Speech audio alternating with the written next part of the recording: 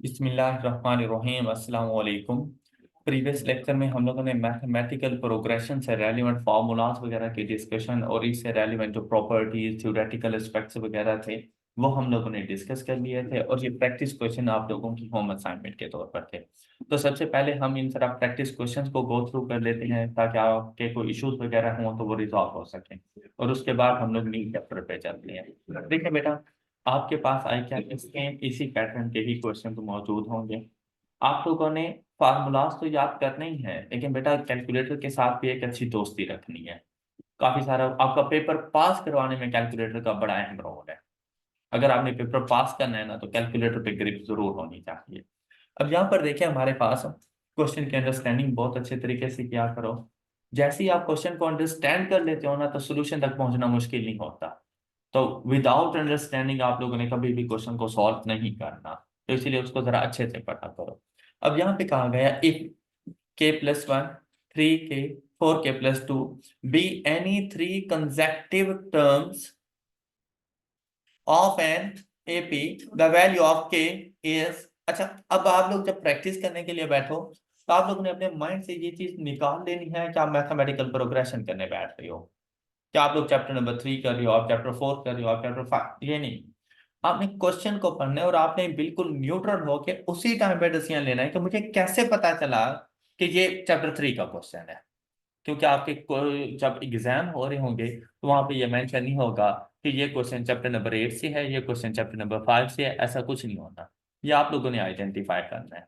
तो बहुत से ऐसे क्वेश्चन मैथमेटिकल प्रोग्रेशन में आपके पास आ जाते हैं कि ऐसा लगता है जैसे एनवीटी है, लेकिन वो एनवीटी नहीं होता। वो बेसिकली आपके पास मैथमेटिकल प्रोग्रेशन बन रहा होता है। और कभी कभी ऐसा होता है कि ऐसा लग रहा होता है जैसे मैथमेटिकल प्रोग्रेशन क्या है, लेकिन एनवीटी का क्वेश्चन निकल आता है वो। तो ये चीज आपने क्वेश्चन में से देखनी है कि मुझे कैसे पता चला कि ये क्वेश्चन कौन से चैप्टर में से है और मैंने इसके ऊपर फार्मूला कौन सा अप्लाई करना है। जैसे ही आप ये कुछ प्रैक्टिस करोगे आपके माइंड ने काम करना शुरू कर देना है। अब यहाँ देखें, एक तो उसने कहा कि ये 3 टर्म्स हैं। तो मुझे पता चला कि भाई जब भी कोई मैथमेटिकल प्रोग्रेशन होती है उसमें टर्म्स के दरमियान जो सेपरेटर है ना वो कॉमा है। प्लस माइनस मल्टीप्लीकेशन उसका सेपरेटर नहीं होता। मतलब मेरे पास ये फर्स्ट टर्म है k+1 और यहां पर मेरे पास 3k मेरे पास सेकंड टर्म के तौर पर आ जाएगी एंड 4k+2 मेरे पास थर्ड टर्म के तौर पर रिकॉर्ड हो जाएगी। ये बात क्लियर होगी बच्चों को। और जैसे ही उसने कहा कि ये अरिथमेटिक प्रोग्रेशन में है और मैंने यहां पर जाकर के की वैल्यू फाइंड करनी है तो हमें पता है कि हमारे पास डिफरेंस सेम होते हैं। एम आई राइट? एम आई राइट? तो आप लोगों ने यहाँ पर डिफरेंस का फार्मूला ही अपने पास अप्लाई कर देना था। और हमारे पास डिफरेंस का फार्मूला क्या होता है? Second term minus first term is equal to third term minus second term.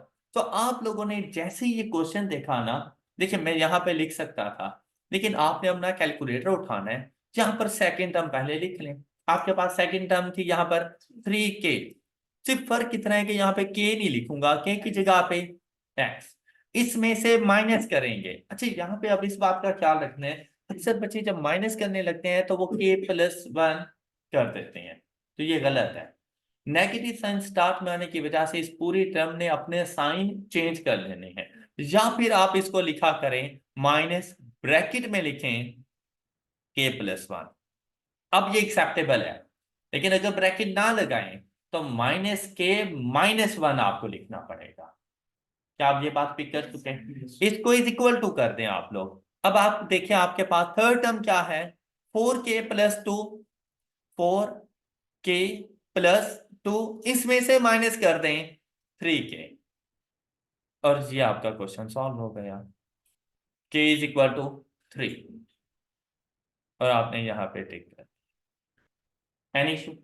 Next question देखें, आपको थर्ड टर्म बता दी गई, आपको नाइन्थ टर्म बता दी गई 4 एंड -8। कहते हैं which term of the AP is which term of the AP is 0।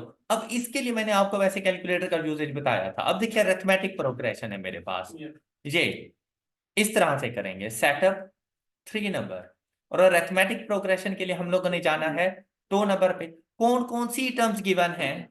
Third and ninth. Third, ninth अच्छा, थर्ड टर्म क्या है मेरे पास? 4। नाइन्थ टर्म क्या है मेरे पास? कोई इशू यहां तक? अच्छा, अब मैंने उसे बतानी है which term is 0, number of term बतानी है। तो नंबर ऑफ टर्म मेरे पास शिफ्ट 1 5 4 पे मौजूद है, और स्टार्ट में मैंने उसे बताना है कौन सी टर्म जो 0 हो। कहता है फिफ्थ टर्म आपके पास 0। ऑलराइट, ये आपका क्वेश्चन सॉल्व हो गया। ओके, अदरवाइज इसके प्रॉपर मेथड पे जाएं तो ये थोड़ा सा डिफिकल्ट सा हो जाता है। फिर आप लोगों को जाके एक मतलब, अब देखें मुझे मैक्सिमम कितना टाइम लगा होगा, 15 to 20 सेकेंड्स। और अगर आप लोग इसके प्रॉपर मेथड पे जाएं, फाइंड आप कर लेंगे कि फिफ्थ टर्म ही आंसर आ जाएगी, लेकिन 2 मिनट के बाद आएगा। और उतनी देर में मैं 3 और क्वेश्चन करके बैठा हूँ। जितनी देर में आपने 2 मार्क्स लेने हैं, मैं उतनी देर में 6 to 8 मार्क्स लेके बैठा हूँ। बस इतना सा फर्क पड़ता है स्मार्ट वर्किंग और हार्ड वर्किंग में। तो आप लोग खुद डिसाइड कर लो आपने क्या करना है। क्या आपको ये क्वेश्चन समझ आ चुके हैं? नेक्स्ट देखिए, क्या प्रॉपर मेथड बताऊं? अच्छा, चले फिर भी सुन लें कि सपोज अगर आपने जाना है, देखिए कभी कभी कैलकुलेटर साथ ना भी दे, बुरे वक्त का कुछ नहीं पता होता। तो कैलकुलेटर साथ ना दे तो मीन्स मैं क्वेश्चन ना सॉल्व करूं।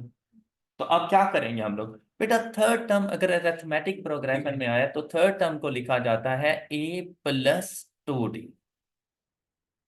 और नाइन्थ टर्म को लिखा जाता है a+8d। nth टर्म का फार्मूला a+n-1 × d। तो अगर थर्ड टर्म है तो a+2d, नाइन्थ टर्म है तो a+ is equal to 4 is equal to -8। Alright, ये बात समझ आ गई? अच्छा, यहां से ए और डी की वैल्यू फाइंड कर लें। ऐसा नहीं लग रहा जैसे साइमल्टेनियस लीनियर इक्वेशंस हैं?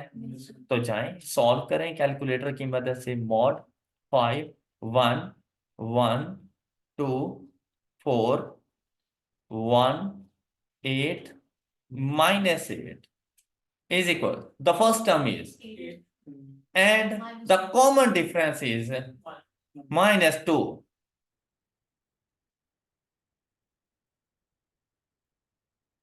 ओके, अच्छा, अब मुझसे कहा गया विच टर्म इज 0। अब ये लास्ट टर्म उसने खुद मुझे बता दिया, अब nth टर्म का फार्मूला यूज करना है। nth टर्म की जगह पे आ जाएगा 0 is equal to a plus n-1, ये n मैंने फाइंड करना है, मल्टीप्लाइड बाय d। अब जाके ये कैलकुलेटर से पूछते हैं। 0 is equal to a plus n-1 into -2 shift for equal to 5। तो आपको देखिए आंसर आ गया हमारे पास, लेकिन क्या आपको नहीं लगता जरा टाइम कंज्यूमिंग था, वर्किंग कुछ ज्यादा करने वाली थी इसमें? और उस टाइम पे मैंने एक भी वर्ड नहीं लिखा था और क्वेश्चन सॉल्व हो गया। नेक्स्ट देखें, क्वेश्चन नंबर 3 बहुत इंपॉर्टेंट है। इवन के बहुत से बच्चों को क्वेश्चन आ जाता है लेकिन फिर भी मिस्टेक कर देते हैं। अच्छा, मिस्टेक करने के रीजन क्या है? यहाँ पर मिस्टेक करने की रीजन है ये एक वर्ड, बस, और बच्चा गलती कर देता है। अब आपने यहाँ पे ये देखना है कि जो आपको रेंज बताई गई है वो फ्रॉम दिस टू दिस है या बिटवीन है, दोनों में फर्क है। अगर आपके पास आता है ना, सपोज यहाँ पे आ जाए from 170 to 1000, it means that के 170 एंड 1000 इंक्लूड हैं अगर वो हमारी प्रोग्रेशन का पार्ट बन रहे हैं तो। और अगर बिटवीन आ जाए तो 170 और 1000 शामिल नहीं होंगे, चाहे वो मेरी प्रोग्रेशन का पार्ट बन ही क्यों ना चाहे। मतलब वो उनके अलावा हमने बाकी वैल्यूज को देखना होता है। जबकि फ्रॉम आ जाए तो वो भी इंक्लूड हो जाते हैं। ये बात समझ आइए? तो लाजिम बात है फिर रिजल्ट्स चेंज होते हैं। अब बच्चा यहाँ पे मिस्टेक यही करता है कि जब बिटवीन था तो मतलब 1000 को पार्ट ऑफ प्रोग्रेशन नहीं बनाना था, और बच्चे इसको 1000 को पार्ट ऑफ प्रोग्रेशन बना देते हैं। अब हमने क्या करना है, आपको एक रेंज बता दी जाती है और कहा जाता है which are exactly divisible by भाई एग्जैक्टली डिविजिबल बाय 8 कहे, 7 कहे, 6 कहे, 13 कहे, जो मर्जी कहे, कोई फर्क नहीं पड़ता। आपने सॉल्व कैसे करना है, आपका काम है कि सबसे पहले पहली टर्म फाइंड करो कि मेरे प्रोग्रेशन की फर्स्ट टर्म कैसे आएगी, और फर्स्ट टर्म फाइंड भाई यहाँ पे मल्टीपल्स ऑफ 8 कहते हैं, डिविजिबल बाय 8 कहते हैं, बात एक ही है। और जब भी ऐसी बात कहेगा, बनेगा हमेशा आप लोगों के पास अरिथमेटिक प्रोग्रेशन, ज्योमेट्रिक प्रोग्रेशन नहीं आएगी, अरिथमेटिक प्रोग्रेशन। अब हम लोगों ने सबसे स्मॉलर फर्स्ट टर्म कैसे फाइंड करनी है। देखिए भाई, आपके पास हजारों मेथड्स होंगे, आपको मुबारक, लेकिन आपने करना है अपने पास रेंज की सबसे कम वैल्यू उठाओ। आपकी रेंज स्टार्ट कहां से हो रही है, 1 से। इससे पूछो आर यू डिविजिबल बाय 8, उसने कहा नो। ओके, मुझे वैसे भी ये नहीं चाहिए था। अगर सपोज कि ये डिविजिबल बाय 8 भी होता, तब भी मैं इसको ना लेता, क्योंकि बिटवीन का वर्ड था। सपोज करो कि अगर यहां पे 160 होता, 160 divide by 8 is equal to 20, divisible by 8 है, लेकिन मैं 160 ना लेता, उससे अगला डिविजिबल लेता। क्लियर।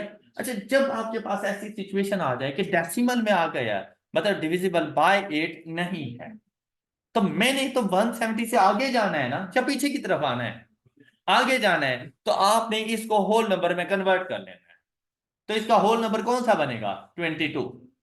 अब पहला मेथड तो आपके पास ये है कि 170 के बाद 171 चेक करो, 172 चेक करो, 173 चेक करो, नहीं करना। आपने इसको होल नंबर में कन्वर्ट कर लिया, होल नंबर क्या बना, 21.25 से नेक्स्ट होल नंबर कौन सा बना, इसको मल्टीप्लाइड बाय 8 कर दो, जो भी डिविजिबल होगा आपके सामने। पहला डिविजिबल ये है। ऑलराइट, बात समझ आ गई सब बच्चों को। अच्छा, इसके बाद हर 8वां नंबर आपके पास डिविजिबल बाय 8 है।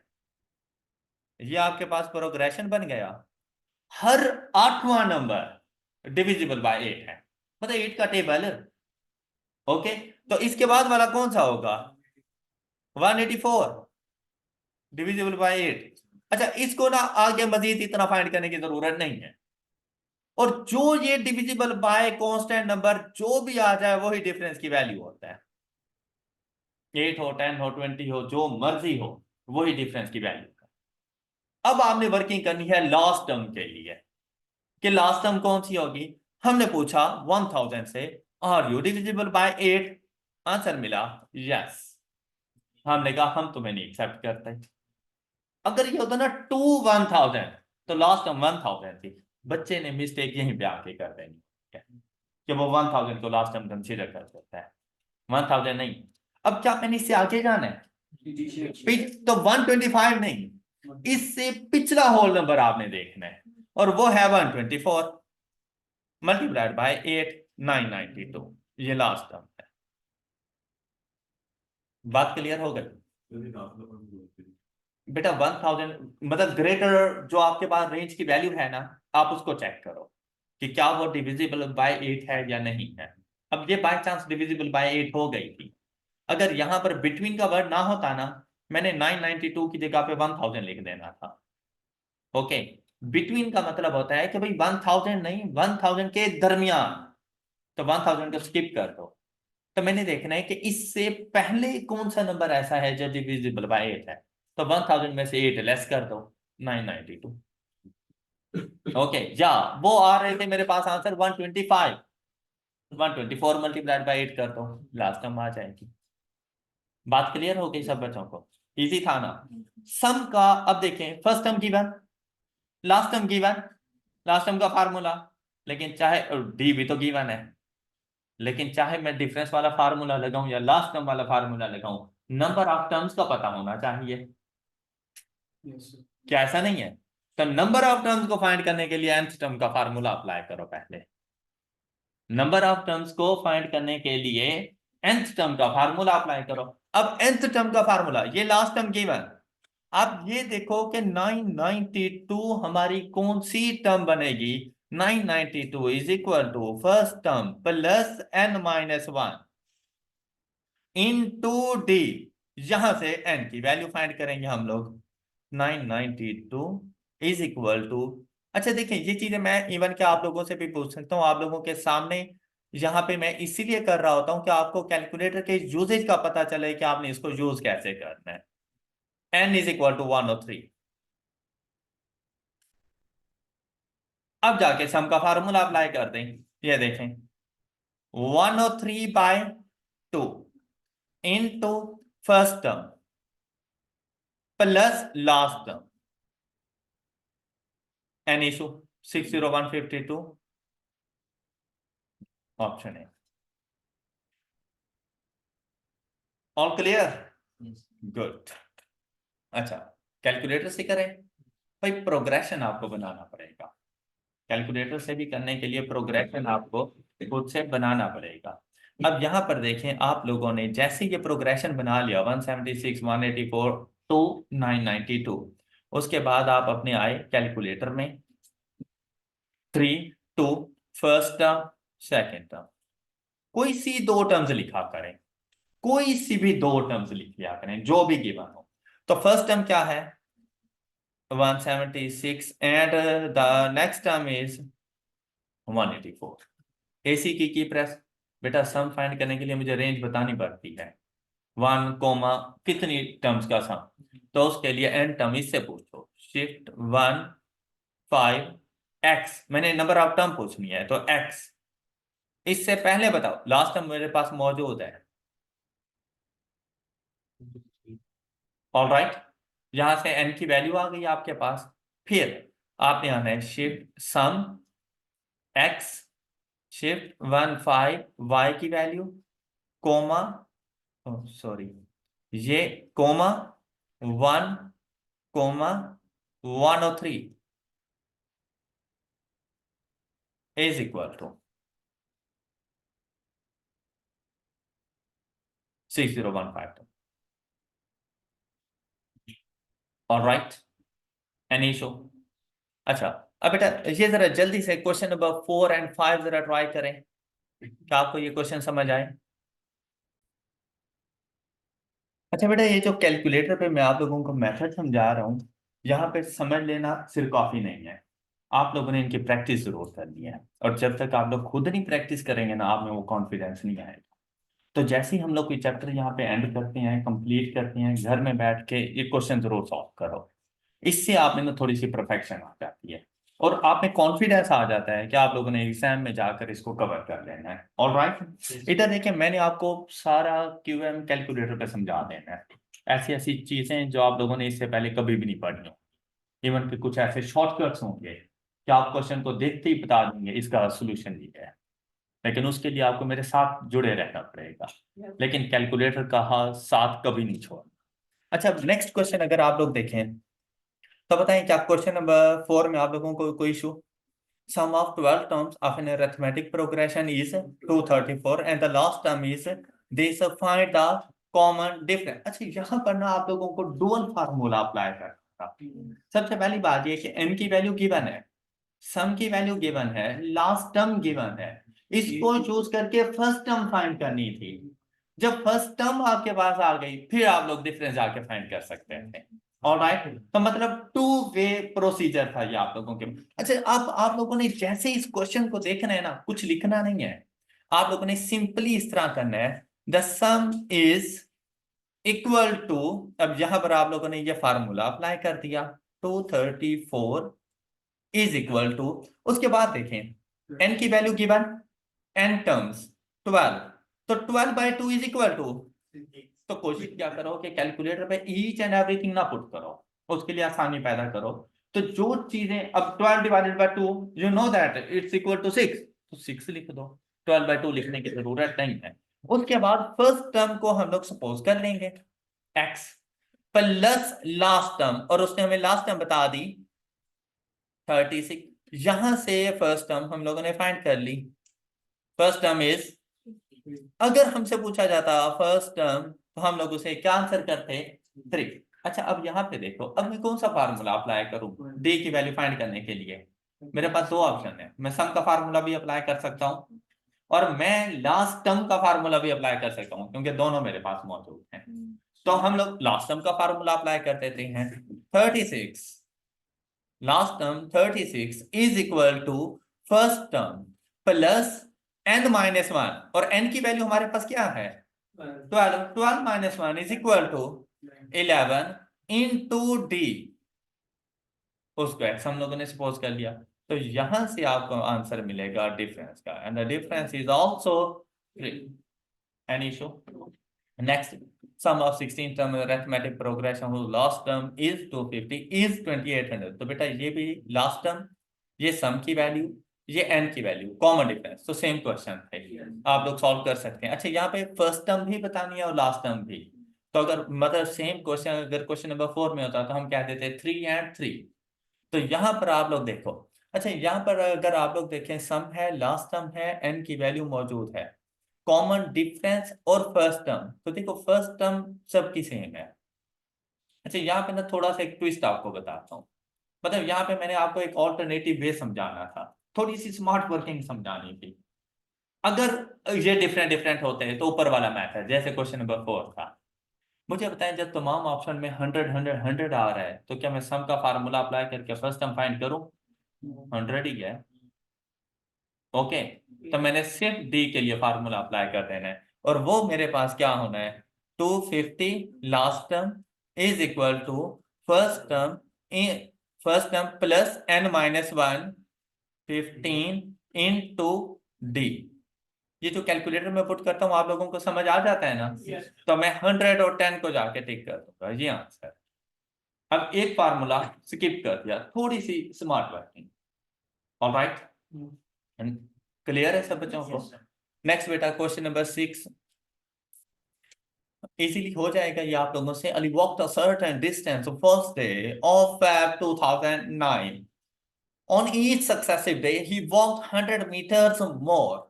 जैसे उसने कह दिया 100 metre more, it means that ये हमारे पास डिफरेंस की वैल्यू आ गई। Then the previous day, if the total distance covered by him in 28 days, अगर ये ना भी बताता और यहाँ पर मौजूद होता इन अ मंथ, तो मुझे पता था कि फैब में 28 डेज होते हैं। लेकिन अगर ये चीज आपको ना बताई जाए और यहाँ पर आ जाता जनवरी 31, तो एन की वैल्यू 31। सर लेकिन जनरली हम सारे नहीं बेटा, अगर कह देना इन अ मंथ और जन फैब मार्च कुछ ना बताया जाए तो फिर 30, लेकिन जब मंथ को स्पेसिफिक करते कि भाई जनवरी, तो फिर 31, ओके। फैब 28 का, मार्च 31 का, अप्रैल 30 का, फिर उसके मुताबिक चलता है। नहीं, जैन फैब मार्च अप्रैल मई जून जुलाई अगस्त सितंबर, ऊपर आ रहे हैं तो 31, नीचे जा रहे हैं तो 30। फैब तो वो कंफर्म है ना 28 का है। हाँ, तो जब आप इधर आते हैं ना जुलाई अगस्त, ये दोनों ही ऊपर है,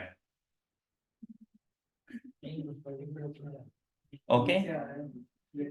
ये देखें ना आप, यहाँ से ये लेफ्ट आर्म के इधर देखें, यहाँ पे ये जनवरी 31 का, फैब 28 का होता है अदर देन लीप ईयर। उसके बाद मार्च 31 का, अप्रैल मार्च अप्रैल 30 का, फिर अप्रैल मई जून जुलाई, फिर वापसी अगस्त 31 का आ जाएगा वापसी, सितंबर अक्टूबर नवंबर दिसंबर, ओके। अच्छा, लीप ईयर अगर यहाँ पे होता है सपोज, ये आपको बता रहा हूं कि अगर ट्विस्ट आ जाए एग्जाम्स में तो उनको हैंडल कैसे करना है। अब देखिए उसने खुद बता दिया, उसका एहसान है, उसने हमें बता दिया, उसे पता था, इन्हें नहीं पता होना, तो उसने बता दिया।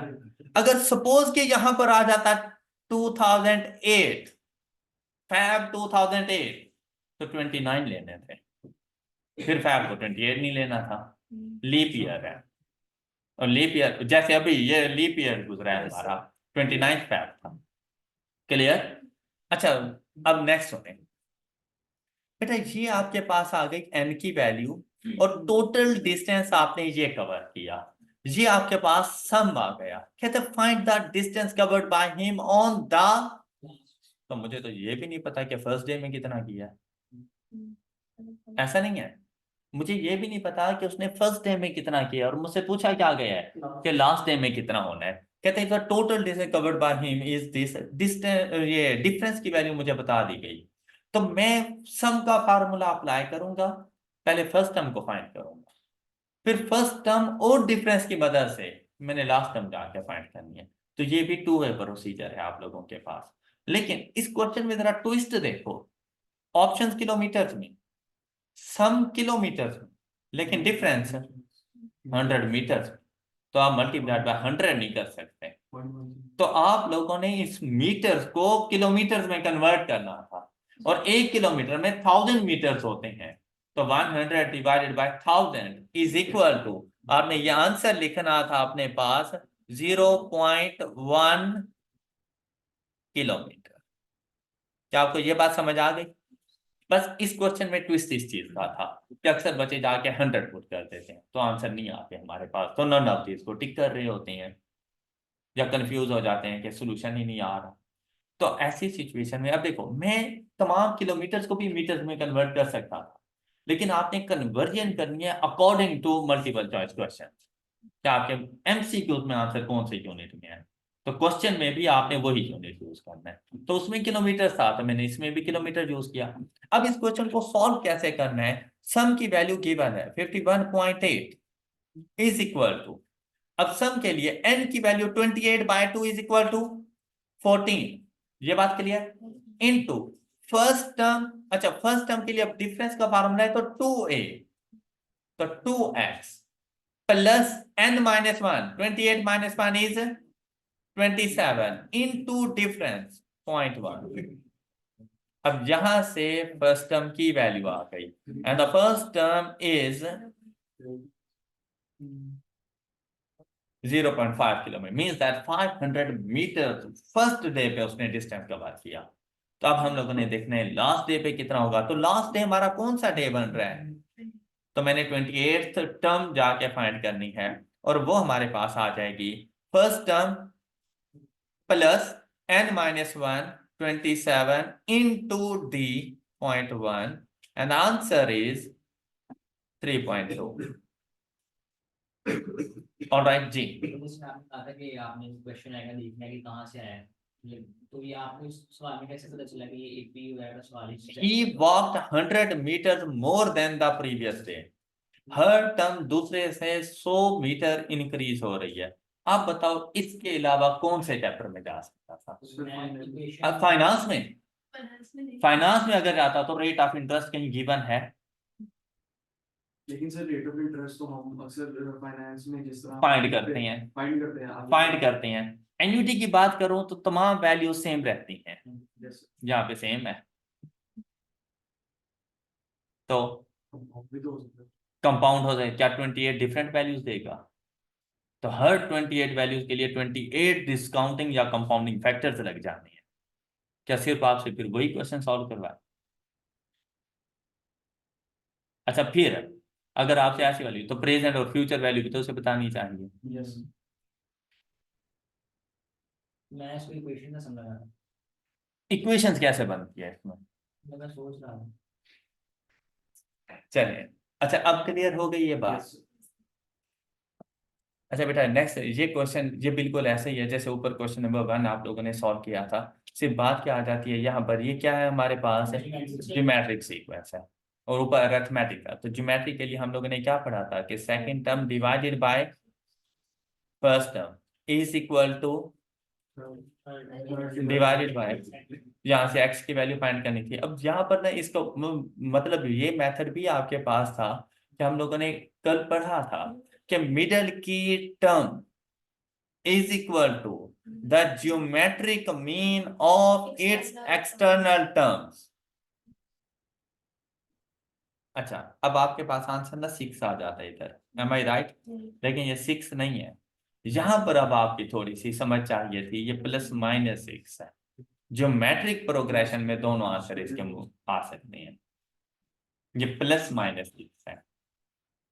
ओके, 36 का जैसे ही अंडर रूट लेंगे आपका कैलकुलेटर आपको 6 बताएगा, लेकिन जैसे ही आप उसका स्क्वायर रूट लेते रहते हैं तो वो +-, दोनों में होता है। हाँ, ये अलग बात है कि हमें कौन सा नंबर चाहिए, हम उसके मुताबिक यूज करते हैं। अब यहाँ पर उसने हमसे नहीं कहा कि ये पॉजिटिव है या नेगेटिव है, हम उसे पॉजिटिव नेगेटिव दोनों बताएंगे। ऑलराइट, ये पॉजिटिव हो तब भी ज्योमेट्रिक प्रोग्रेशन है, नेगेटिव हो तब भी ज्योमेट्रिक प्रोग्रेशन है। नहीं, नेक्स्ट। अच्छा, बाकी ये क्वेश्चन सिंपल से हैं आप लोगों के पास, लेकिन सुने क्वेश्चन नंबर 8 में कहते हैं gardener has been given the task of digging an area of 800 square meter। अब बेटा ये टोटल है आपके पास, टोटल इतना एरिया है जिसके लिए ऊपर उसने काम करना है। फिर आपसे कहा गया it's expected that he will dig 10 square metre on the first day. तो ये मेरे पास फर्स्ट टर्म है। ऑलराइट, नेक्स्ट देखिए, ऑन ईच सक्सेसिव डे, मतलब हर आने वाले दिन वो क्या करता है, ही विल टेक 1.2 टाइम्स। अब अगर ये टाइम्स का वर्ड आ जाए या परसेंटेज में बता दे तो हमेशा ज्योमेट्रिक प्रोग्रेशन होता है। अगर आपसे कह दे इंक्रीज बाय 100 मीटर, जैसे ऊपर वाले क्वेश्चन में, मतलब एक एक्चुअल कांस्टेंट वैल्यू का इंक्रीज आपको बता दे या डिक्रीज, तो अरिथमेटिक प्रोग्रेशन। लेकिन अगर इन टर्म्स ऑफ टाइम्स या इन टर्म्स ऑफ परसेंटेज बताए तो हमेशा ज्योमेट्रिक प्रोग्रेशन। अब जब ज्योमेट्रिक प्रोग्रेशन है, मुझे तो आर की वैल्यू चाहिए, डिफरेंस नहीं चाहिए। तो बेटा टाइम्स, जितने टाइम्स आप इंक्रीज या डिक्रीज कर रहे होते हैं वही आर की वैल्यू होती है। ऑलराइट, यहाँ पे 2 टाइम्स आता है तो आर इज इक्वल टू 2, यहाँ पे 2.7 टाइम्स आता है तो आर इज इक्वल टू 2.7, यहाँ पे 1.2 है तो आर इज इक्वल टू 1.2। बात clear? More than the previous day, find the number of days the gardener will take to complete the task। n की वैल्यू मैंने बतानी है। अब देखिए मेरे पास कौन कौन सी वैल्यूज गिवन है, मेरे पास सम गिवन है, मेरे पास फर्स्ट टर्म गिवन है, मेरे पास आर की वैल्यू गिवन है, और मैंने नंबर ऑफ टर्म्स खुद बतानी है, और आर की वैल्यू ग्रेटर देन 1 है। तो सम का फार्मूला मैं कौन सा यूज करूंगा, सम इज इक्वल टू, अच्छा उसके बाद ये फ्रैक्शन अप्लाई कर दिया करें, first term, and the first term is 10 into r 1.2 raised to power n minus 1 divided by r minus 1, shift solve is equal to 15.53। तो 16 को टिक करेंगे। देखिए 15 डेज पर उसका काम कंप्लीट नहीं हो रहा, तो अगले दिन जा रहा है, हाँ ये अलग बात है, अगले दिन पूरा नहीं आ रहा, लेकिन 16th डे तो है ना, 16 को जाके टिक करेंगे। तो अगर यहाँ पे 15 होता, 15 ना टिक होता, क्योंकि अगर आप लोग आर की वैल्यू को, आर की पावर को 15 लगा दें तो बेटा कभी भी उसका आंसर 800 नहीं होता, तो वो उसका काम कंप्लीट नहीं होता। ऑलराइट, ये बात समझ आ गई? नेक्स्ट देखें आप लोग,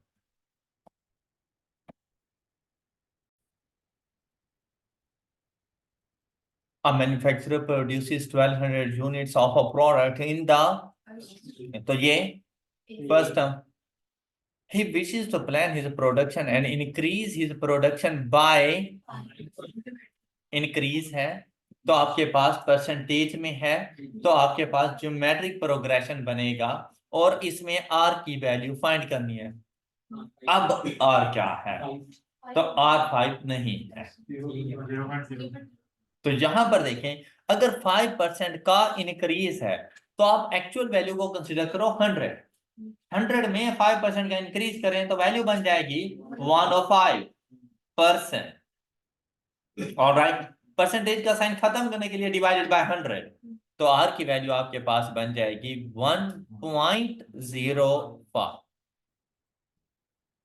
मतलब 1 और उसके बाद जो भी परसेंटेज में इंक्रीज हो वो लिख दिया करो, लेकिन 5 को 1.5 ना लिख देना, वो 50% बन जाएगा।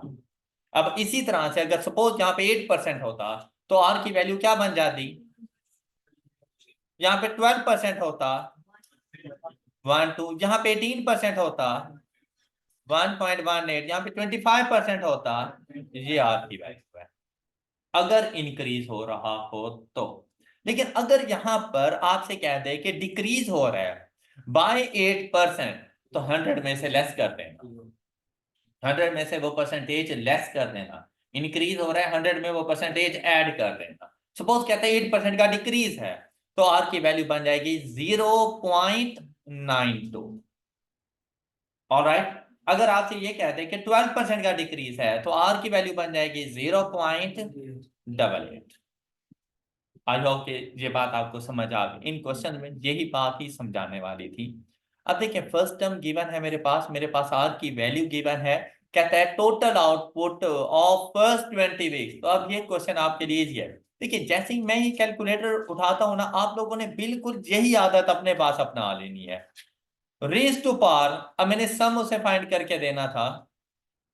टोटल आउटपुट फ्रैक्शन में गई 1200 फर्स्ट टर्म इनटू आर की value raise to power 20 minus 1 divided by 1.05 minus 1।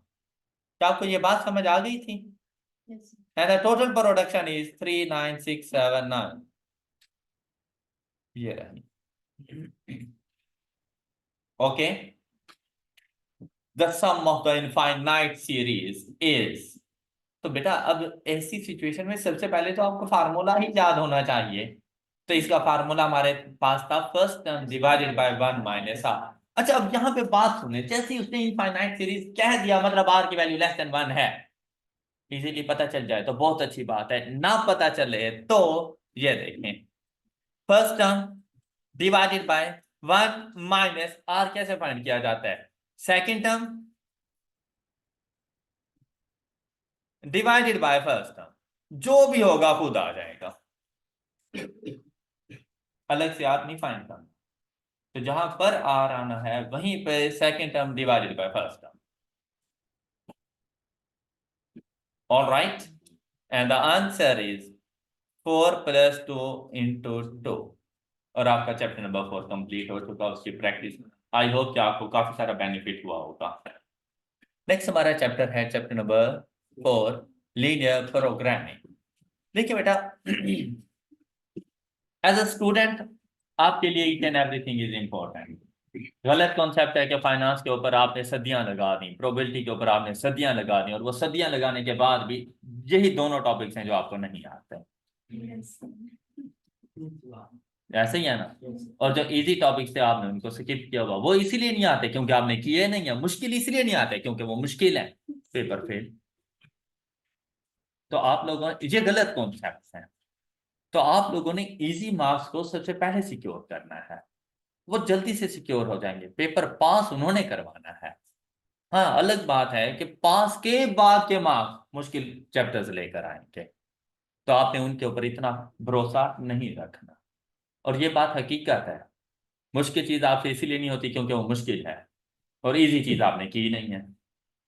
तो जब एग्जाम में आपसे एक सिंपल सा क्वेश्चन स्लोप का भी पूछ लेता है ना, तो आप नहीं कर पाते क्योंकि आपने किया ही नहीं था, आपको पता ही नहीं था कि स्लोप किस किस तरह से होती है। लेकिन अब जैसे हम लोगों ने प्रैक्टिस की थी, अगर आप सिर्फ उसको एक मरतबा रिवाइज कर लें, आप सारे क्वेश्चन सॉल्व करेंगे। तो अगर आपके कहने के लिए होगा लीनियर प्रोग्रामिंग बहुत इजी, लेकिन वो सिर्फ कहने की बात होती है। प्रैक्टिस हर चैप्टर की करनी है और दिलो जान से करनी है। जितना इंपॉर्टेंट आपके लिए फाइनेंस है, उतना ही इंपॉर्टेंट बाकी 4 चैप्टर्स हैं मैथमेटिक्स के। क्लियर? आई कैप की नज़र में हर किसी की वेटेज बराबर है। ये सिर्फ मार्केट की कुछ बातें होती हैं कि कोई आपको किसी तरह की बात करता है, कोई किस तरह की बात करता है, और आप उनकी बातों पे यकीन कर लेते हैं। देखो भाई, अपने आप को सिक्योर एंड पे रखो। जो आपको सिक्योरिटी की तरफ लेके जा रहा है, आप उसकी बात पे ज्यादा, हल्का सा भी रिस्क, किसका नुकसान हो जाएगा। सपोज अगर मैं आपके यहाँ पे ये कह दूं बेटा chapter number this this this this कर लो, बस गए, तुम पास हो गए। इन केस अगर मेरा तीर निशाने पे लग गया और तुम्हारे पास वही पेपर आ गया, मैं तुम्हारा मुर्शिद, मैं तुम्हारा गुरु, और अगर वहां से पेपर ना आया तो कहाँ गए मुर्शिद, मैंने गायब हो जाना है मंजर आम से। ये मार्केट का ट्रेंड है। तो बेटा हमारी क्वालिफिकेशन के अंदर टू बी वेरी ऑनेस्ट, कोई गैस नहीं चलता। जो गैस देते हैं खुद उन्हें भी नहीं पता होता। जिनके अपने घरों में गैस नहीं आ रही होती, वो आके आपको गैस दे रहे होते हैं। ऐसी बातों में कभी नहीं यकीन करना। हमेशा स्टूडेंट और टीचर वही अच्छा जो 100% पे रहे। स्टूडेंट भी वही अच्छा जो 100% पे रहे, और टीचर भी वही जो 100% अपने बच्चे को प्रिपेयर करवाए। तो भाई 100% करके जाओ, क्यों खुद को रिस्क पे रखना है। तो आए कि आप किसी का रिश्तेदार नहीं है, आए कि आपने अपनी मनमानी करनी। आप लोग सीनियर हो जाएंगे तो मजीद देखेंगे कि बहुत से काम हो रहे होते हैं कि जनाब ये ट्रेंड चल रहा है, ये क्वेश्चन आएगा, ये नहीं पूछेगा, ये क्यों पूछ लिया है। बेटा ट्रेंड बदलने में देर नहीं लगती। इनकी नज़र में बहुत मरतबा ऐसा होता है कि सपोज टॉपिक है, आज क्या पिछली 5 मरतबा पूछ चुका है, अब नहीं पूछेगा, वो छठी मरतबा पूछ लेता है। अब मुझे बताओ टीचर का कोई नुकसान हुआ है? नुकसान तो आपका है अगर आपने उसके कहने पर वो टॉपिक नहीं किया था, आज क्या 20 नंबर का क्वेश्चन वहीं से उठा लेता है। फेल तो आप हुए। अच्छा फिर मजे की बात, फेल होने के बाद भी आपने पढ़ना उसी से है। तो अपने माइंड को ना थोड़ा सा चेंज करो, अपनी सक्सेस को इंश्योर करो। Alright, okay. लीनियर प्रोग्रामिंग में देखें भाई बहुत मजे का टॉपिक है, फ्री में मार्क्स देने वाला है ये आप लोगों को। सिर्फ एक थोड़ी सी कंसंट्रेशन यहाँ पे चाहिए होती है और आपके 2 नंबर पक्के हो जाते हैं, मतलब एक क्वेश्चन में से। लीनियर प्रोग्रामिंग में याद रखना कि नो शॉर्टकट्स। आप मार्केट में या हॉस्टल में बैठे हुए बहुत से बच्चों से सुनेंगे, ये देखो ये यहाँ से उठाओ, इसमें पुट करो, जिससे वैल्यू कम आ रही है उस पर टिक कर दो। मैं ऐसा क्वेश्चन बना के देता हूँ और उसे कहो वो टिक करो और क्वेश्चन गलत होगा। आपने ऐसी बातों पर यकीन नहीं करना। लीनियर प्रोग्रामिंग वाहिद एक ऐसा चैप्टर है जिस पे आपको 100% क्वेश्चन सॉल्व करना है, फिर जाके आपने आंसर को टिक करना है। आपने कब देखो भाई, लोगों के बताए हुए तरीके शॉर्टकट वो किसी एक दो क्वेश्चन पे अप्लाई होते हैं। हो सकता है आपके पास कोई ऐसा क्वेश्चन आ जाए जिसके वो शॉर्टकट अप्लाई ना होता, लेकिन जब आपको एक टीचर शॉर्टकट बताता है ना, वो यूनिवर्सल शॉर्टकट होता है। मतलब वो तमाम क्वेश्चन पे अप्लाई होता है, फिर चाहे सिनेरियो कोई भी हो, वो सब पे अप्लाई होता है। तो आप लोगों ने स्टूडेंट्स के बताए हुए किसी मेथड के मुताबिक नहीं जाना। लीनियर प्रोग्रामिंग में भाई आप लोगों ने जो मोस्ट इंपॉर्टेंट क्वेश्चन होते हैं, कभी कभी ऐसा होता है कि ये स्टेटमेंट फॉर्म के क्वेश्चन आ जाते हैं और हमसे कहा जाता है कि मुझे बताएं कि इसके कॉन्स्ट्रेंट्स कौन से होंगे। कभी कॉन्स्ट्रेंट्स पूछ लेते हैं, ऑब्जेक्टिव विद ऑब्जेक्टिव फंक्शन और विदाउट ऑब्जेक्टिव फंक्शन, वो उस पर डिपेंड करता रहता है। फिर दूसरी बात, आपको सिचुएशन सारी दे देगा और कहेगा आइडेंटिफाई करो कि इसमें से फिजिबल रीजन कौन सा बनेगा। कभी ऐसा होता रहता है कि कॉर्नर पॉइंट्स की बात कर लेता है, कभी ऐसा होता है ऑप्टिमल सॉल्यूशन की बात कर लेता है, कभी ऑप्टिमल वैल्यू की बात कर लेता है। तो ये चीजें आप लोगों ने आइडेंटिफाई करनी है कि हमने उसको बताना क्या है। हम एक फुल फ्लेज क्वेश्चन सॉल्व करने जा रहे हैं जिसमें ये सारे लीनियर प्रोग्रामिंग के इश्यूज रिजॉल्व हो जाएंगे, मतलब समराइज हो जाएगा ये पूरा चैप्टर। अगर आप लोगों से कभी ये पूछें how many corner points are there, तो इनफाइनाइट, उसका आंसर है इनफाइनाइट। कॉर्नर पॉइंट्स को हम लोग देखो, जो फिजिबल रीजन होते हैं ये बाउंडेड और अनबाउंडेड होते हैं। बाउंडेड भी हो तो मैं कभी ये नहीं कह सकता कि हर क्वेश्चन के 4 ही कॉर्नर पॉइंट आएंगे, ये जरूरी नहीं है। अनबाउंडेड में तो वैसे ही मल्टीपल्स होते हैं। तो जब इस किस्म का जनरल क्वेश्चन पूछे तो आप लोगों ने कॉर्नर पॉइंट्स के बारे में बताना है कि कॉर्नर पॉइंट्स हमेशा इनफाइनाइट। बाउंडेड में भी देखिए बेटा, question situation to situation change होते रहते हैं ना, तो मैं स्पेसिफिक नंबरिंग नहीं बता सकता, तो इसीलिए मैंने इनफाइनाइट ही कहना है। अच्छा, सिर्फ ये होता है कि बाउंडेड के अंदर मुझे पता होता है 4 हैं, 5 हैं, 6 हैं, जो भी होंगे वो बता दिए। हाँ, अगर स्पेसिफिक सिचुएशन की बात करें तो फिर मैं उसके काउंट करके बता दूं कि कितनी है, लेकिन ऐसा क्वेश्चन नहीं आता रहता, सिंपली स्टेटमेंट होती है how many corner points in a feasible region, तो आप कहेंगे इनफाइनाइट। ओके। अच्छा, फिर आपसे पूछा जाता है कि भाई मिनिमम कॉन्स्ट्रेंट्स कितने होने चाहिए। कॉन्स्ट्रेंट से मुराद होती है लिमिटेशन। लिमिटेशन वो जो इनइक्वालिटी के साथ आप लिख रहे होती हैं उनकी बात कर रहे हैं कि मिनिमम कितने होना चाहिए, 1, मिनिमम 1 और मैक्सिमम इनफाइनाइट, चाहे जितने मर्जी दे दो, फिर हम सबके साथ डील करते हैं, लेकिन मिनिमम एक कॉन्स्टेंट जरूर हो।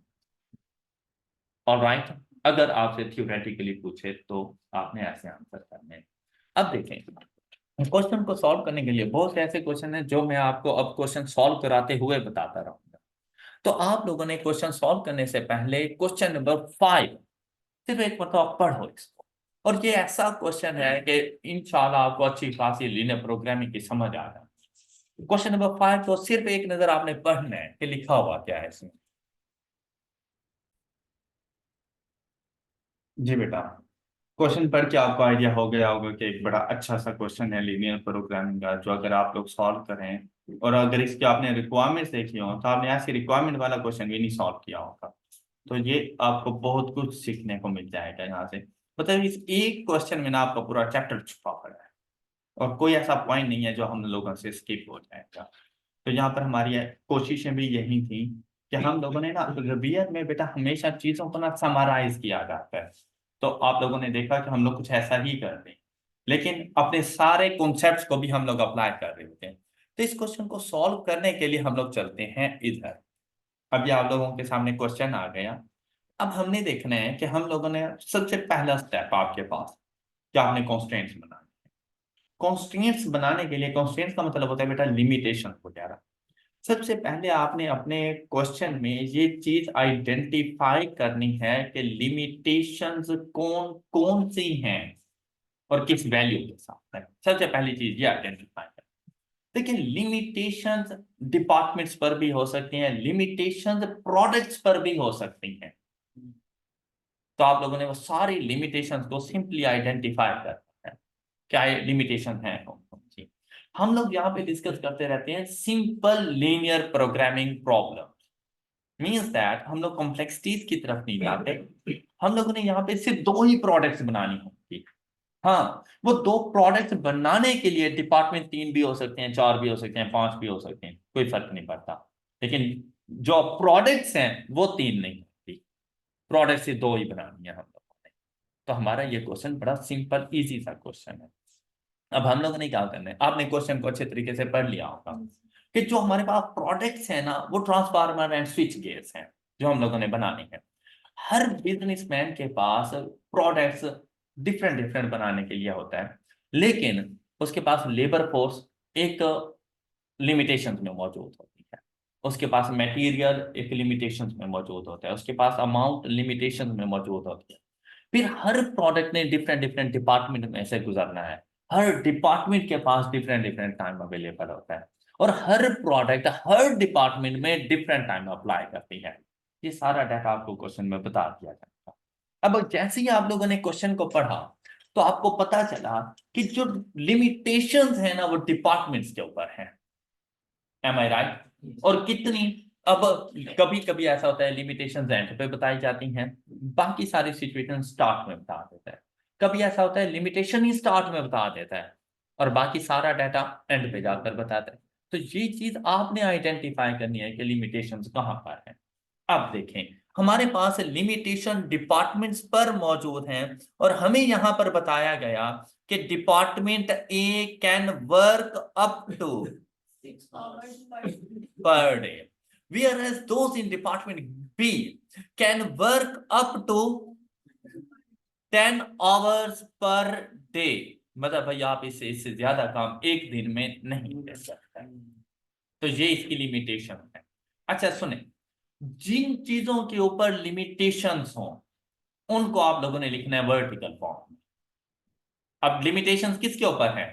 डिपार्टमेंट्स में। आपने यहां पर डिपार्टमेंट ए, डिपार्टमेंट बी और जो भी इसकी लिमिटेशन हो आपने यहां पर थोड़ी स्पेस के बाद आपने यहां पे लिख देनी है। क्या आपको ये बात समझ आ गई? अच्छा, उसके बाद फिर आपने फौरन डिसाइड कर लेना है कि ये लिमिटेशन मैक्सिमम है या मिनिमम है। अगर ये लिमिटेशन है मिनिमम, दोनों में से कुछ भी हो सकती है। अगर ये लिमिटेशन है मिनिमम तो साइन यूज होना है ग्रेटर देन इक्वल टू, और अगर है मैक्सिमम तो इनइक्वलिटी का साइन यूज होना है लेस देन इक्वल टू का। अब यहां पर अगर आप लोग गौर करें, मैं आपसे कहूं कि यार मैं दिन में 10 घंटे से ज्यादा टीचिंग नहीं कर सकता, I can teach up to 10 hours per day. What does it mean? Maximum है भाई, 8 घंटे कर लूंगा, 7 कर लूंगा, 9 कर लूंगा, 10 कर लूंगा, लेकिन 11वां घंटा नहीं करूंगा, इससे ऊपर नहीं जाऊंगा। अब मेरे दिन में 10 लेक्चर्स हो 1 आवर के, मैं पढ़ा दूंगा, या दिन में सिर्फ एक घंटे का एक लेक्चर हो मैं पढ़ा दूंगा, लेकिन अगर 11 लेक्चर हुए मैंने नहीं पढ़ाना भाई, बस हो जाती है वहां पर। राइट? तो जहां पर बात आती है ना अप टू की, it means that it's a maximum limit. और आप इनइक्वलिटी साइन कौन सा यूज करेंगे इसके साथ? Less than equal. तो आपको ये बात समझ आ गई है? अच्छा, जरूरी नहीं हर टाइम आप लोगों से लेस देन की ही बात करें, ये बात जरूरी नहीं है। ये ग्रेटर देन की बात भी हमारे पास हो सकती है।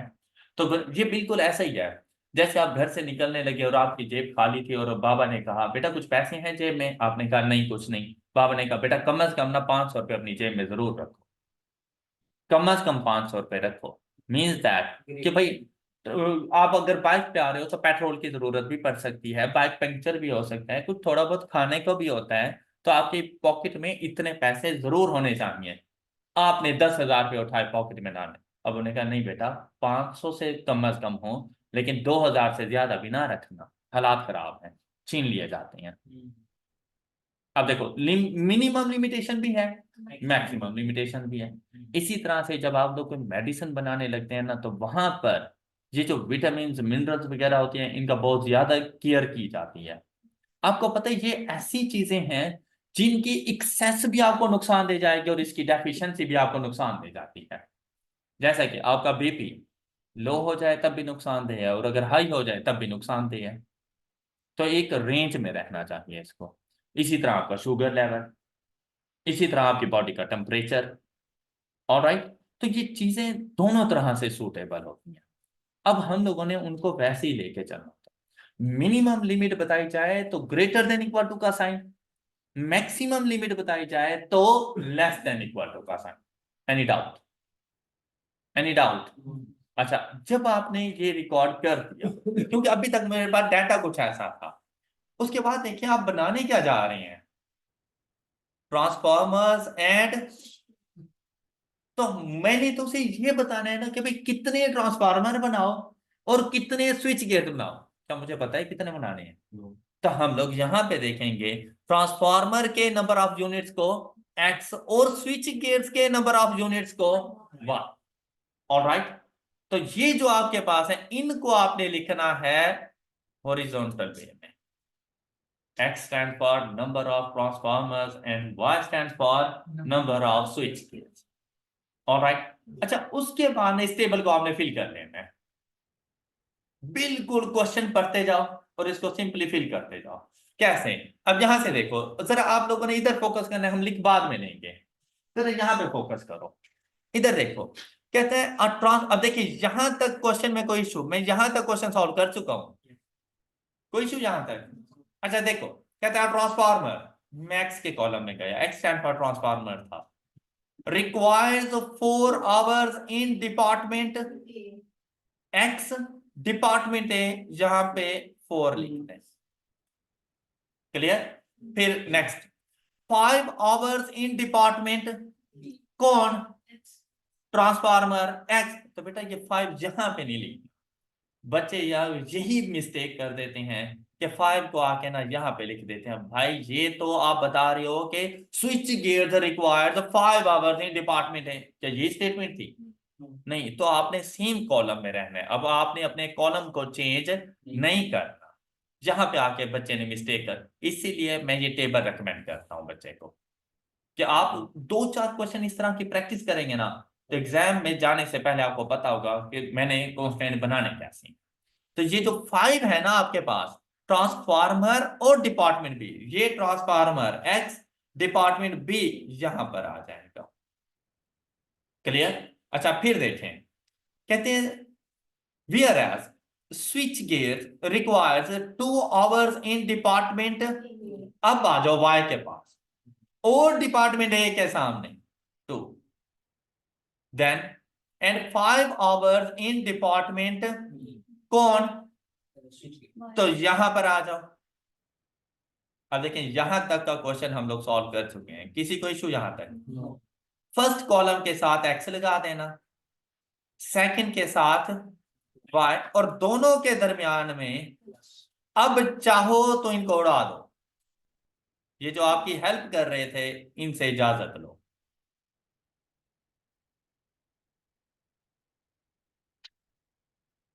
आपके पास कॉन्स्टेंट बन गए।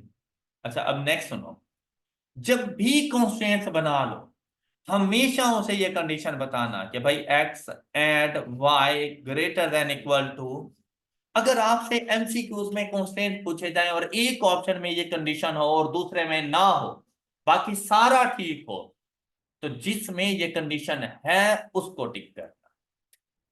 क्या आप उसे बता रहे हैं कि भाई हमारे पास number of transformer and number of switch gates can never be a negative value.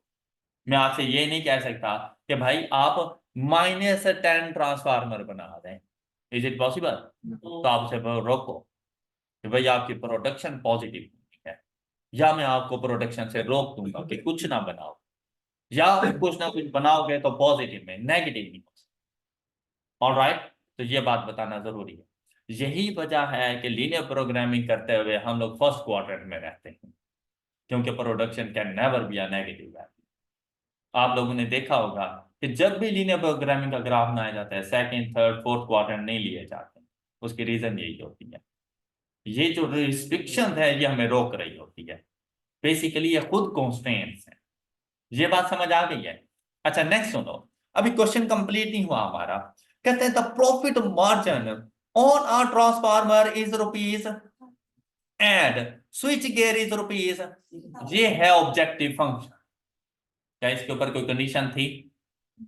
तो कॉस्ट से रेलिवेंट और या प्रॉफिट से रेलिवेंट आपके पास कोई बात आ जाए तो वो आपके पास आपका ऑब्जेक्टिव फंक्शन। तो ऑब्जेक्टिव फंक्शन आप बताएंगे कि profit is equal to 5000 x plus, और ऑब्जेक्टिव फंक्शन हमेशा इक्वलिटी की फॉर्म में होता है। ये इनइक्वलिटी नहीं है, ये कांस्टेंट नहीं है। ऑब्जेक्टिव फंक्शन पूछे तो बताना है, अदरवाइज नहीं बताना।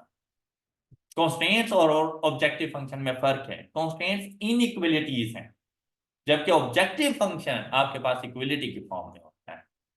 ये बात क्लियर हो गई सब बच्चों को? अच्छा, नेक्स्ट अगर इस क्वेश्चन में देखें, कहता है how many machines hours remains adder. ये आपके पास एक बिल्कुल डिफरेंट किस्म की रिक्वायरमेंट आ गई। And during the month giving 20 working days in each department to maximum level of, इस बार ने आके सारा ट्विस्ट डाल दिया। अब जो हमारा ऑब्जेक्टिव है ना, वो प्रॉफिट की मैक्सिमाइजेशन है, लेकिन पर डे नहीं है। In a month having 20 working days. अब अगर मुझे जो लिमिटेशंस बताई गई थी वो पर डे के हिसाब से थी, तो 6 और 10 नहीं आता। जब बात वो कर रहा है इन अ मंथ, आगे वो 20 डेज ना बताता तो मैं 30 डेज कंसीडर करता। अब ये बात आ गई क्योंकि मुझे मंथ उसने डिफाइन नहीं किया था, उसने कहा कोई सा भी मंथ, तो मैंने 30 डेज पे चला। लेकिन फिर उसने रोका कि ठीक है यार, मंथ्स हैं लेकिन हमारा सैटरडे संडे ऑफ होता है, हमारे वर्किंग डेज जो हैं वो 20 डेज हैं, तो 20 डेज के मुताबिक ही आएगा ना मेरे पास। तो मैंने ये जो डिपार्टमेंट ए था उसकी ये जो लिमिटेशन उठानी थी वो 6 आवर्स नहीं उठानी थी। 6 multiplied by 20 and 10 multiplied by 20, तो ये क्या वैल्यू आ जाती और ये क्या आ जाती? तो आप लोगों ने ये वैल्यू जाके यहाँ पे रिकॉर्ड करनी थी। ये इस क्वेश्चन में ट्विस्ट था जो कि आप लोगों ने हमेशा आइडेंटिफाई करना है। आई होप कि आपको ये वाली बातें क्लियर हो चुकी हैं। ओके, अब इस किस्म के कोई भी इश्यूज आएंगे तो आप उनको इजीली हैंडल कर लेंगे। यहाँ पे 120 और यहाँ पे 200, कोई इशू? कॉन्स्टेंट बना लिए, ऑब्जेक्टिव फंक्शन बना लिया। अब चलते हैं इनके सोल्यूशन की तरफ, अब चलते हैं इनके ग्राफ की तरफ। तो बेटा ग्राफ बनाने के लिए सबसे पहला काम, ग्राफ हमेशा कॉन्स्टेंट्स का बनेगा, ऑब्जेक्टिव फंक्शन का ग्राफ नहीं बनता। ग्राफ हमेशा, और ये जो कंडीशन है ना, इसका कॉन्स्ट्रेंट्स खुद कोऑर्डिनेट सिस्टम है। जब आप लोग एक्स एक्सिस वाई एक्सिस डालते हैं ना, वो खुद हैं। ये लास्ट वाली ये जो कंडीशन है, इसके लिए अलग से ग्राफ बनाने की नहीं जरूरत है, ये एक्स एक्सिस और वाई एक्सिस ही होते हैं, आपने इनको देखना है। अब ग्राफ, किसी भी लाइन का ग्राफ ड्रॉ करना हो तो आपके पास 2 पॉइंट्स होने चाहिए। अच्छा, वो 2 पॉइंट्स कोई से भी 2 पॉइंट्स हो सकते हैं, लेकिन आप लोगों ने यहां पर एक्स एंड वाई इंटरसेप्ट देने हैं। वैसे कोई से भी 2 पॉइंट्स, लेकिन आप लोगों ने हमेशा एक्स एंड वाई इंटरसेप्ट, अब एक्स इंटरसेप्ट से क्या मुराद है? A value on x axis where y is equal, तो आपने आना है अपने पहले कांस्टेंट के पास। इसमें अगर मैं y को 0 कर दूं तो x की वैल्यू क्या होगी? तो पॉइंट क्या बन जाएगा? 30 एमसी। आपने सिर्फ इतनी एफर्ट, आपको क्या ये पॉइंट क्लियर हुआ? भाई आपको ना ये देखिए इस तरह लिखने की जरूरत नहीं, 4x प्लस 2y को अगर 0 पुट करें इज इक्वल टू 120, तो 4x is equal to 120, then x is equal to 30, फिर जाके पॉइंट लिखो 30 and 0, wastage of time. Alright, simply y 0 किया, भाई सारे का सारा ये 0 हो गया, x का कोएफिशिएंट कांस्टेंट के साथ जाके डिवाइड करें, सिंपलीफाई हो गया आपके पास आंसर। क्लियर? और जैसे ही आप लोग पहले y को 0 कर चुके, तो नेक्स्ट स्टेप में अब x को 0 कर दो, और जैसे ही x को 0 किया तो देखिए y की वैल्यू क्या आ जाएगी? 0 एंड 60। ये 2 पॉइंट्स आ गए, इनकी मदद से इनका ग्राफ बन जाएगा। ओके, अच्छा नेक्स्ट देखिए आप लोग यहां पर 5x प्लस 5/200, x को 0 करें, चले पहले y को 0 करें तो x की वैल्यू, तो पॉइंट बन जाएगा 40 एंड 0, और x को 0 करें तो y की value 0 and 40। x and y intercept find कर लीजिए, हो जाएंगे। अच्छा, अब आपने इन पॉइंट्स की मदद से ग्राफ ड्रॉ करना है। अच्छा बेटा जी, जो ग्राफ होना आप लोगों का, ये ऐसा भी ना हो कि बिल्कुल छोटा सा ग्राफ और बाद में मैं खुद कंफ्यूज हो जाऊं कि ग्राफ में नजर तो कुछ नहीं आ रहा, और ऐसा भी ना हो कि बहुत बड़ा सा बना दें कि इतना स्केल ना हो जितना ग्राफ बनाया हुआ है मैंने। मैं आपने ना एक आइडियल साइज का ग्राफ बनाना है कि उसमें अगर कोई पॉइंट ऑफ इंटरसेक्शन आते हैं, कोई लाइंस वगैरह आती हैं, तो मैं उनको इजीली आइडेंटिफाई कर सकूं। ओके, तो हमारे पास ये ग्राफ बनेगा कुछ इस तरह से।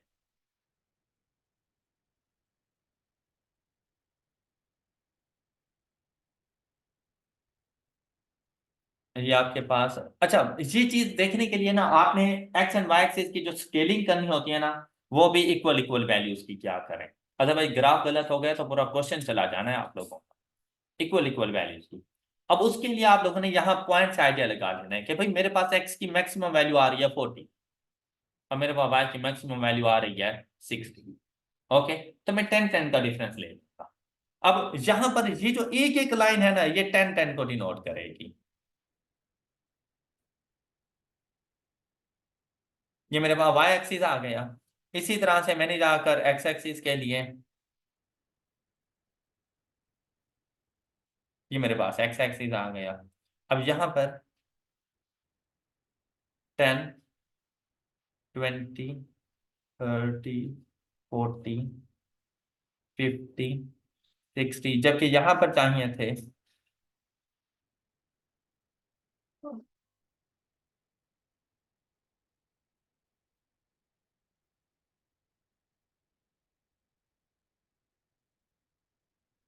स्टार्ट में ना पढ़ते हुए ऐसा लगता है कि जैसे ये यार बहुत कोई हैवी सा काम है, लेकिन जब आप अच्छी खासी प्रैक्टिस इसके ऊपर कर लेते हैं ना, तो ये बहुत आसानी से बन जाता है, और विद इन 2 मिनट्स आपका ये क्वेश्चन सॉल्व होता है। देखिए अगर आपके इसके ऊपर 2 मिनट्स लग रहे हैं तो 2 मार्क्स भी तो मिलेंगे ना, और ये टाइम हम लोगों ने बाकी क्वेश्चन में से सेव किया था ताकि हम लोग लीनियर प्रोग्रामिंग पे अप्लाई कर सकें। तो आपके कुछ चैप्टर्स ऐसे होंगे जो टाइम लेंगे, तो उनको टाइम देना है बाकियों से लेकर। अब यहां पर चलें बेटा, सबसे पहले फर्स्ट कांस्टेंट, उसके लिए देखें पहला पॉइंट क्या आया था, और 30 आपको कहां पे नजर आएगा? On x axis. ये इसी का दूसरा पॉइंट 0 एंड 60, ये आपको यहां पे नजर आया ऑन वाई एक्सिस। बेटा जैसे ही आप इन दोनों को कर लें तो फौरन आपने इनको कनेक्ट कर लेना है थ्रू स्ट्रेट लाइन। ये आपने इनके साथ कनेक्शन कर दिया, ये इसका ग्राफ, और जैसे ही ये ग्राफ ना लें इसके साथ फौरन लिख लें कि लाइन 1 का ग्राफ है। और ये बात जरूर लिखनी है आप लोगों ने कि ये लाइन 1 का ग्राफ है। अच्छा उसके बाद देखिए सेकंड 40, 0, 0, 40, ये 2 पॉइंट आपके पास कुछ इस तरह के,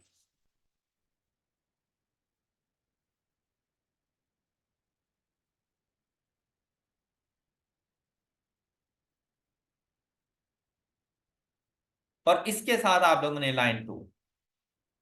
जय अब तमाम अपने कॉन्स्टेंट से इस तरह से ग्राफ बना लेने के बाद अब आपका काम स्टार्ट होता है इनइक्वलिटीज के साइन का।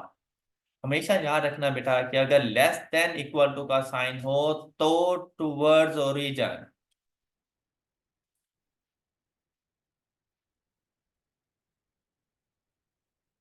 और अगर ग्रेटर देन इक्वल टू का साइन हो तो अवे फ्रॉम ओरिजिन।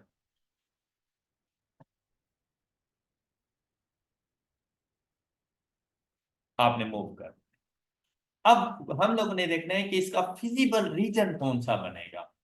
अब अगर आप लोग देखें ना तो मेरे पास ये टोटल जो रीजन नजर आ रहे हैं ना वो 1 2 3 4।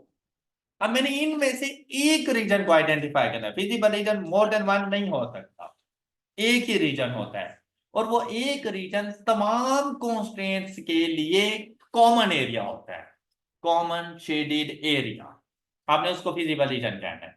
अच्छा, सिंपल सी बात है, अगर आपके तमाम कॉन्स्टेंट्स के साथ लेस देन इक्वल टू का साइन है तो पॉइंट ऑफ ओरिजिन के साथ वाला आपका फिजिबल रीजन है, ये आपका फिजिबल रीजन है, क्योंकि मेरे तमाम कॉन्स्टेंट्स के साथ लेस देन इक्वल टू का साइन था। क्या आपको ये बात समझ आ गई? ये आप लोगों का फिजिबल रीजन बन गया। अच्छा, अगर सबके साथ ग्रेटर देन इक्वल टू का साइन हो तो आपके पास ये जो 3 नंबर वाला है, मतलब away from the origin, origin की जो सबसे ज्यादा दूरी पर मौजूद होगा वो आपका फिजिबल रीजन बनेगा। अगर ग्रेटर देन इक्वल टू का साइन है सबके साथ, अगर सबके साथ लेस देन इक्वल टू का साइन है तो पॉइंट ऑफ ओरिजिन के साथ वाला जो भी एरिया है ये आपका फिजिबल रीजन बन जाता है, राइट। ये 2 और 3 उस टाइम बनेगा जब एक के साथ लेस देन और दूसरे के साथ ग्रेटर देन हो। वो पे डिपेंड करेगा कि लेस देन किसके साथ और ग्रेटर देन किसके। ऑलराइट, ये बात समझ आ गई। अब अगर आप लोग यहां पर देखें ना तो ये चारों तरफ से ये वाला रीजन घिरा हुआ है लेकिन बाउंडेड है, बाउंड्रीज मौजूद हैं, तो इस फिजिबल रीजन को कहा जाएगा बाउंडेड फिजिबल रीजन। ये 3 और 4 होते तब भी बाउंडेड है, लेकिन अगर ये ग्रेटर देन के साइन के साथ होता, 3 नंबर पर आ जाता तो ये अनबाउंडेड था। बात क्लियर हो गई? फिजिबल रीजन आइडेंटिफाई कर लेंगे। फिजिबल रीजन आइडेंटिफाई करने के बाद जो आपका काम स्टार्ट होता है वो है फिजिबल रीजन के कॉर्नर पॉइंट। फिजिबल रीजन के कॉर्नर पॉइंट्स में ये देखें, फर्स्ट पॉइंट ये इनका पॉइंट ऑफ इंटरसेक्शन, ये एक और पॉइंट और पॉइंट ऑफ, और अब अगर आप लोग यहां पर देखें तो मेरे पास फिजिबल रीजन के कॉर्नर पॉइंट 4 है, लेकिन आप लोगों ने अपने सॉल्यूशन में पॉइंट ऑफ ओरिजिन को शामिल नहीं करना। मतलब मुझसे किसी ने पूछा कि बताओ मैं कितने नंबर ऑफ यूनिट्स प्रोड्यूस करूं कि मेरा मैक्सिमम प्रॉफिट, और मैं उसे कहूं सुकून से घर में बैठो कुछ भी ना बनाओ नींदें पूरी करो, तो वो कहेगा आप भी जाएं कहीं और जॉब करें। तो उसे प्रोडक्शन करवानी है भाई, वो प्रोडक्शन करेगा कुछ कमाएगा तो मेरी सैलरी निकालेगा। ओके, तो पॉइंट ऑफ ओरिजिन पे देखिए, अगर कॉस्ट की मिनिमाइजेशन यहाँ पे आ जाए, सपोज ऑब्जेक्टिव फंक्शन होता कॉस्ट, तो कॉस्ट के लिए तो मिनिमाइजेशन चेक की जाती है, प्रॉफिट के लिए मैक्सिमाइजेशन। तो मैं 0 0 पुट करूं, कॉस्ट 0 हो गई, मैं उसे क्या कहूं कुछ भी ना करो, तो आपने पॉइंट ऑफ ओरिजिन को शामिल नहीं कर। ये बात क्लियर हो गई? तो उसके अलावा देखिए मेरे पास कौन कौन से पॉइंट्स हैं, हम इनको नेम कर देते हैं, point A, point B and point. अब आपने ना इनकी वैल्यूज को डिटरमिन करना है कि आपके पास पॉइंट ए की वैल्यू क्या है, पॉइंट बी की वैल्यू क्या है और पॉइंट सी। अब अगर कोई पॉइंट आपके पास मौजूद है एक्स और वाई एक्सिस के ऊपर तो वो पॉइंट की वैल्यूज को डिटरमिन करना इजी होता है हमारे लिए। और वो हमारे पास पॉइंट ए को देखें तो ये हमारे पास मौजूद है वाई एक्सिस पर, जहां पर एक्स की वैल्यू 0 होती है, तो इसको हम लोग लिखेंगे 0 एंड 40। फिर अगर पॉइंट सी की बात करें तो ये ऑन एक्स एक्सिस, तो ये एक्स की वैल्यू 30 है, तो इस पॉइंट को हम लोग लिखेंगे 30 एंड y की वैल्यू 0 है इस पर। ऑलराइट, अब देखें point of origin is the point of intersection, point B is the point of intersection of line 1 and 2। तो जाकर आपने इस लाइन 1 एंड 2 का point of intersection through calculator solve करना है। चिप 5 1 और यहां पर आप लोग लिखेंगे 4 2 120 एंड नेक्स्ट वन 5 5 200। तो देखिए इनका पॉइंट ऑफ इंटरसेक्शन 20 एंड 20। तो ये जो पॉइंट बी है मेरे पास ये आ रहा है 20 एंड 20। Sir, जी सर ये हमने कांस्टेंट पॉइंट्स है ये जैसे L160 जी हमने ये भी नहीं लिया L160 इसीलिए नहीं लिया क्योंकि वो मेरे फिजिबल रीजन का कॉर्नर पॉइंट नहीं था। सर ये फिजिबल रीजन का कॉर्नर पॉइंट, वहां पर तो फिजिबल रीजन ही नहीं है। इस लाइन ने मुझे यहां से ऊपर जाने से मना किया हुआ है, इससे ऊपर तो मैं जा ही नहीं सकता। यहां तक कोई इशू किसी को, ये आपके कहलाते हैं कॉर्नर पॉइंट्स या इनको कहा जाता है फिजिबल सॉल्यूशन। फिजिबल रीजन के कॉर्नर पॉइंट्स है ना, तो इसीलिए इन सब को कहा जाता है फिजिबल सॉल्यूशन।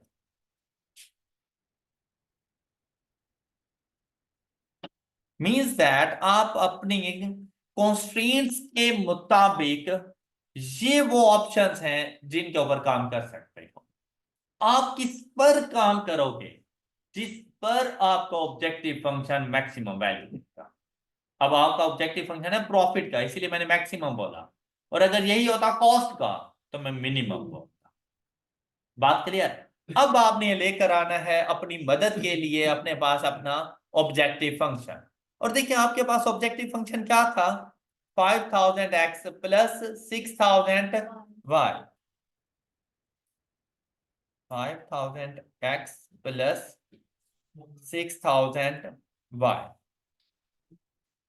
अब आपने इसमें x एंड y को पॉइंट्स की वैल्यूज के मुताबिक रिप्लेस करके इसकी वैल्यू को डिटरमिन करना। अगर मैं x को 0 पुट करूं और y को 40 पुट करूं, द आंसर इज 240,000। तो आपको ये बात समझ आ गई? ऑब्जेक्टिव फंक्शन की वैल्यू को डिटरमिन करना है अकॉर्डिंग टू फिजिबल सॉल्यूशन। अगर इनको मैं 20 जाके पुट कर दूं तो आंसर आएगा 220। और अगर मैं इनको जाके पुट करूं 30 to 0, ऑल राइट, क्या आपको ये वैल्यू समझ आ गई है? सही कैलकुलेट, एक्स की वैल्यू को 0 पुट किया तो ये सारा 0 हो गया। 6000 मल्टीप्लाइड बाय वाई की वैल्यू को 40 पुट किया तो 240,000।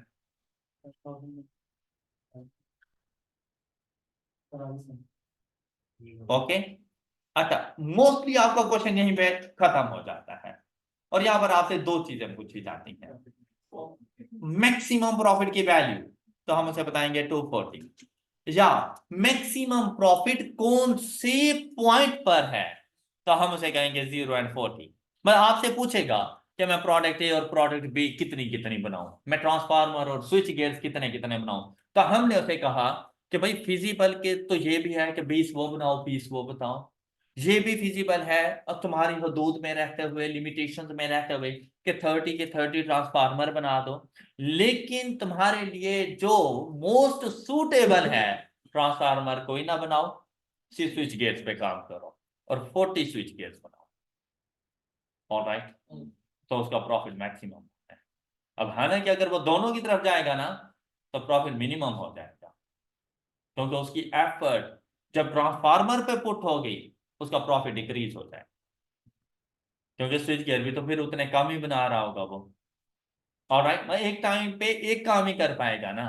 ये जो सोल्यूशन है ना, या तो आपसे पूछा जाएगा 240 के बारे में या आपसे पूछा जाएगा 0 एंड 40 के बारे में, इस सोल्यूशन को कहा जाता है ऑप्टिमल सोल्यूशन। फिजिबल सोल्यूशन और ऑप्टिमल सोल्यूशन में डिफरेंस है। Optimal solution is a feasible solution but all feasible solutions are not optimal solutions. Okay, optimal solution एक ऐसा पॉइंट जहां पर आपका प्रॉफिट या कॉस्ट, तो प्रॉफिट होगा तो मैक्सिमम और कॉस्ट होगी तो मिनिमम, उस पॉइंट को ऑप्टिमल सोल्यूशन। फिजिबल तो बी और सी भी थे, लेकिन हमने उनको क्या ऑप्टिमल सोल्यूशन। बात समझ आ गई?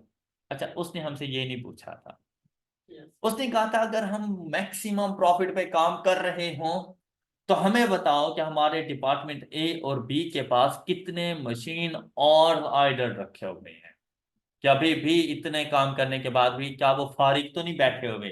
अब हमने वो चेक करना है, तो हमने ना यहां से उठाना था ये एक पॉइंट 0 and 40 ऑप्टिमल सोल्यूशन, और इसको जाके पुट कर देना है अपने कॉन्स्टेंट्स। अब ये वाला कॉन्स्टेंट आपके पास था डिपार्टमेंट ए के लिए, और ये वाला कॉन्स्टेंट था डिपार्टमेंट बी।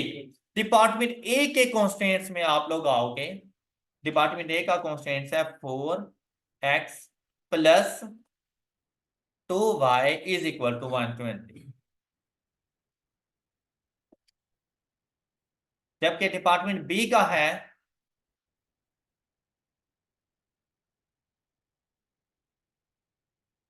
एम आई राइट? अच्छा, ये जो लीनियर प्रोग्रामिंग में हम लोग इनइक्वालिटी यूज करते हैं वो सिर्फ फिजिबल रीजन तक होती है, बाकी सॉल्यूशन फाइंड करने के लिए आप इक्वालिटी का साइन यूज कर सकते हैं। अब देखें मैं क्या प्रोडक्शन करने जा रहा हूं, तो हम लोग आए डिपार्टमेंट ए के पास, तो क्या x की वैल्यू 0, 4 इंटू 0 प्लस 2 इंटू, तो देखिए डिपार्टमेंट ए हमारा कितने घंटे काम कर रहा है, 80 आवर्स काम कर रहा है, जबकि उसके पास टोटल आवर्स थे कितने, तो कितने उसके पास आइडल आवर्स आ गए, 40 idol hours in department A. अभी डिपार्टमेंट ए के पास 40 घंटे हैं, आप उसे काम ले सकते हैं, लेकिन आप क्यों नहीं ले रहे? डिपार्टमेंट बी से पूछते हैं। जब डिपार्टमेंट बी के पास गए 5 इंटू 0 प्लस 5 इंटू 40, तो डिपार्टमेंट बी के पास किसी किस्म के कोई आइडल आवर्स मौजूद। अब डिपार्टमेंट ए बेटा काम कर भी ले, डिपार्टमेंट बी के पास टाइम ही नहीं है कि उसको कंप्लीट करें, आपकी प्रोडक्ट जाय हो जानी है, आपको स्टोरेज कॉस्ट बढ़ जानी है, आपको प्रॉफिट कम हो जाएगा, तो इसलिए अच्छा है कि डिपार्टमेंट बी ए को सुकून से बैठने दो। ऑलराइट, उनके ऊपर वर्क लोड डालोगे। सपोज आप उनसे कहें कि नहीं भी नहीं, तो आप लोग ट्रांसफार्मर बनाओ, ट्रांसफार्मर क्या डिपार्टमेंट बी के बगैर बन पाएगा? अगर वो अपने हिस्से का काम कर भी लें तो डिपार्टमेंट बी के पास तो टाइम ही नहीं है, आपकी वो प्रोडक्शन जाय हो जाती है। और सपोज आप उनके टाइम का वेट करते हो तो उतने अरसे के लिए आपको स्टोरेज कॉस्ट भी तो बियर करनी पड़नी है। ऑलराइट, तो आप नुकसान में चले जाओगे। तो इसका सोल्यूशन, इस क्वेश्चन का सोल्यूशन हमारे पास बनता था 40 hours in department and no idle hours in department. I hope कि आपको ये क्वेश्चन बहुत अच्छे तरीके से समझ आ चुका होगा और आपको लीनियर प्रोग्रामिंग की भी समझ आ गई होगी। बेटा बाद औकात अब देखें क्वेश्चन नंबर 4 बिल्कुल ऐसा ही है, आप लोग सॉल्व कर लेंगे। 3 भी बिल्कुल ऐसा ही है, ये आप लोगों ने खुद से जरा प्रैक्टिस करनी है इनकी। अच्छा, अगर आप यहाँ पे देखें ना तो एक और चीज आपसे पूछी जाती है अबाउट redundant constraint।